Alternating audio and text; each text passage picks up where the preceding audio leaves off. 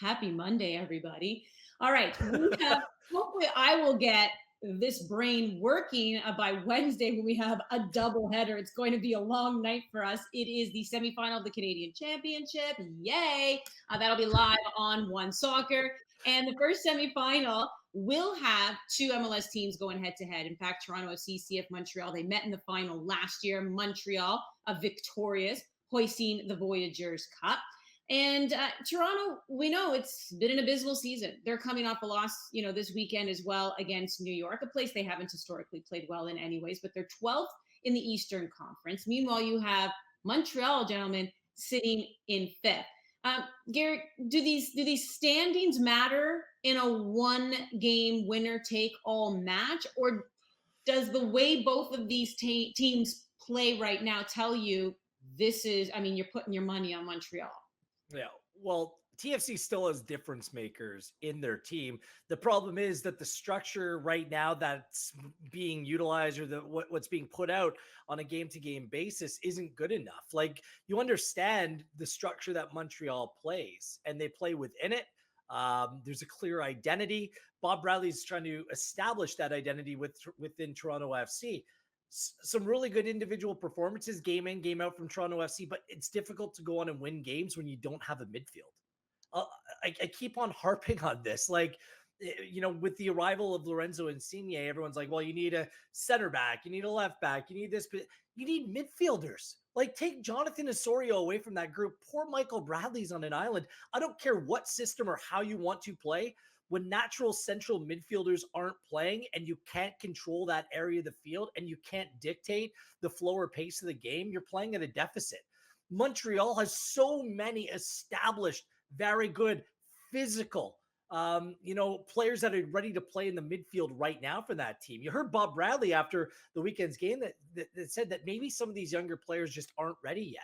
Mm-hmm. And I concur. Like, some of these young players have shown enough to be in the squad, but they're being relied upon too much right now on a squad that still needs players to come in to kind of take this rebuild forward. If there's a team ready to win this competition right now, it is CF Montreal. I don't care that they dropped the game on the weekend. This is a very good CF Montreal team, and it's very much a TFC group that's in flux. Yeah, it's a Montreal team that's in year 3 of what they're doing, and a TFC team that's still in the first year of their process, right? They should be in year 2, but they completely chucked last year away. So they're behind by a long way right now. The interesting part about this is that, you look at Montreal and they've built very slowly and deliberately over the past few years, picking up undervalued players like Mihailovic and Kamal Miller and making some great moves like that. Toronto FC have the most expensive player in the history of the league coming in 2 weeks, right? It's a completely different way to go about it in terms of how they're trying to accelerate that and maybe catch up with Montreal quicker than Montreal's process has been, but maybe a more risky way to go about it as well. So we'll see on that one. But, for the time being, Montreal is clearly the superior team of these two. It's time for them to kick on and win this trophy. Seriously, what is wrong with my brain? But here's the thing, and this is a good, healthy debate, I think, that we have across the board in any sport, really, right? When you have so many young players. And I think I'll preface this by saying it depends on the young player. It depends on their skill level, where they're at. I think nobody's going to argue that Alphonso Davies at 19 years of age, 20 years of age, just fit in seamlessly with Bayern Munich. But I think the concern, at least I have, Garrett, for Toronto FC, to your point about midfield. Now, we know he's only 19, but Ralph Priso is coming off that ankle surge, that injury, and it just seems like he hasn't picked up where he's left off.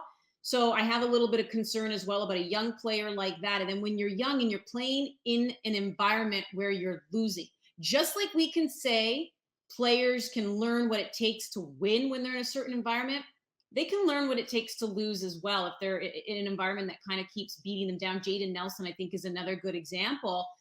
To your point, of somebody who's out there night in and night out, maybe shouldn't be a starter. What are Bob Bradley's options? I don't know. But I mean, do you have any types of concerns? Because I know this is what a lot of fans have wanted to see, right? Turn the page, get younger.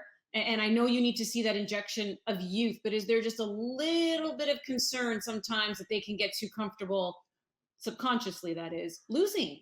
Well, Priso can't be comfortable because he's still coming off the bench, despite the fact that Bradley doesn't have midfielders at his disposal. I think it just shows that players like he and Ayo Akinola, coming back from very serious injuries, are still making their way back to being the best versions of themselves. These are two players I rate exceptionally highly, but two players that haven't reached even the level that they've shown within the Toronto FC side in previous years, right? So I think it's a bit of a process.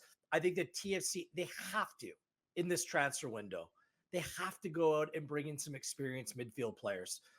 These players shouldn't be hard to find within MLS. Serviceable midfielders on a decent contract that have some experience that can help take away some of the pressure that might be on some of these players. I've said this before, I'll say it again. DeAndre Kerr's not a midfielder. I've never even heard of him playing midfielder, but he's playing in the midfield alongside Pozuelo and Bradley behind. Pozuelo was dropping so deep against New York Red Bulls. So was Jimenez. Those are your two most creative players. I want them up closer to goal. And look, they're in a rebuild. This is part of the process, but there's ways that you can go about doing it without mortgaging your future to bring in some short-term solutions to help ease this process forward. You need some good soldiers in this team right now. And I think that they're severely lacking some players in key areas. Mm-hmm. Yeah. Oh, go ahead, Ollie. I was going to ask you something about Montreal, but I want you to have your comment on Toronto first. I think they were probably hoping that it would be a bit better than this, though, right? Like, I think you at least hope that when you put young players in, you get a certain amount of energy from them. You can win some games by outrunning teams, I think, and playing in a slightly different way. But like they're rapidly running out, I think, of fan patience with this.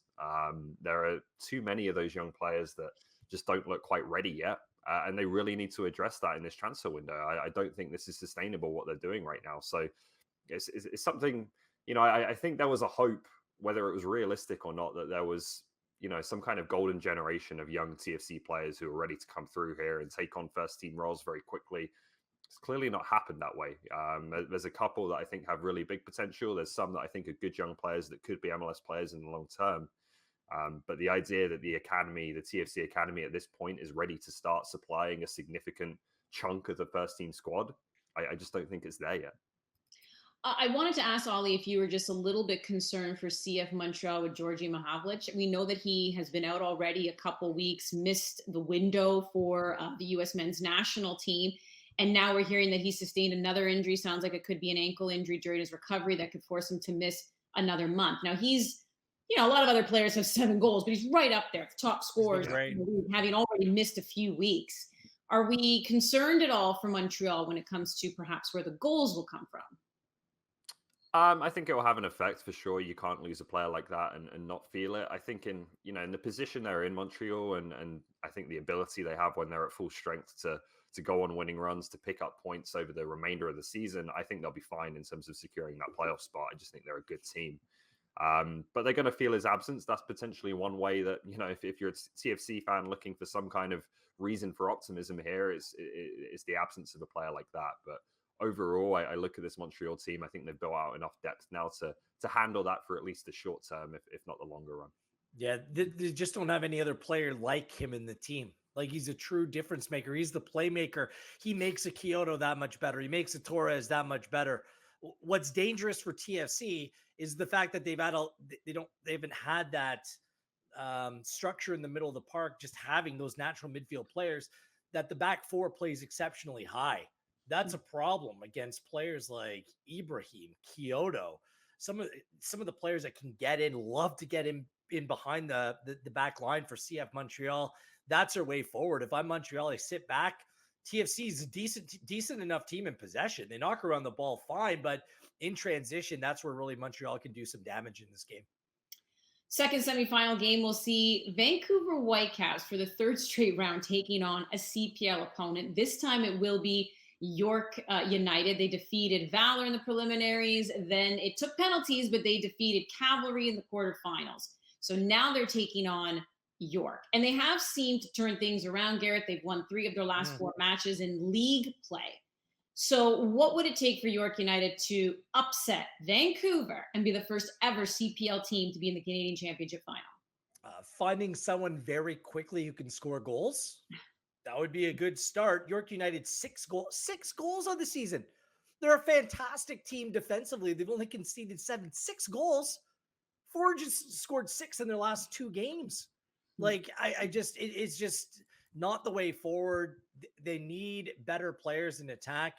The way forward in this game against the Whitecaps is defend as diligently as you can and try to, get something on the counter.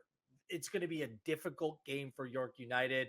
Absy's final game with the club as well. Some good players in this York United team, and I still think there's something to do with this group, but their goal scoring form is absolutely porous. Meanwhile, Vancouver's found something here. I give a lot of credit to Vinny Sartini. He's been able to turn things around despite the criticism, and rightfully so, that came his way. His team looks alive again. There's a confidence in the group.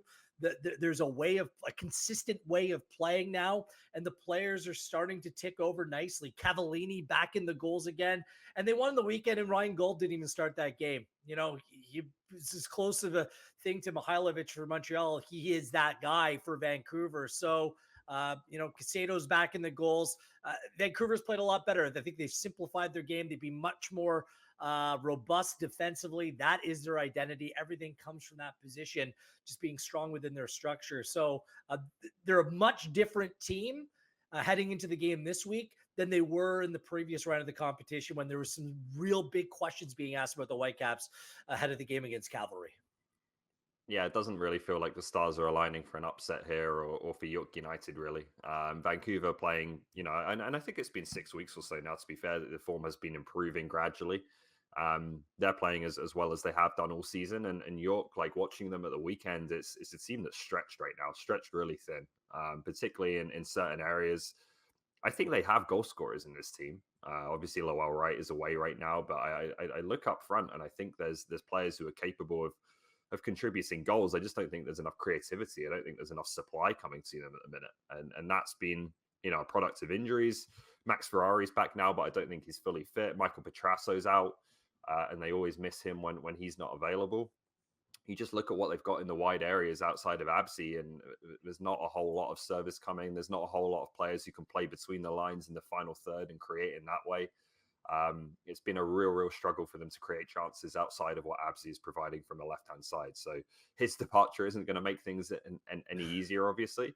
But yeah, it's a York team that I think, just because of the absences they've had, it's now starting to have an effect on the players who have been playing big minutes as a result of that, and they're looking pretty leggy as well. So a lot of things piling up for them right now.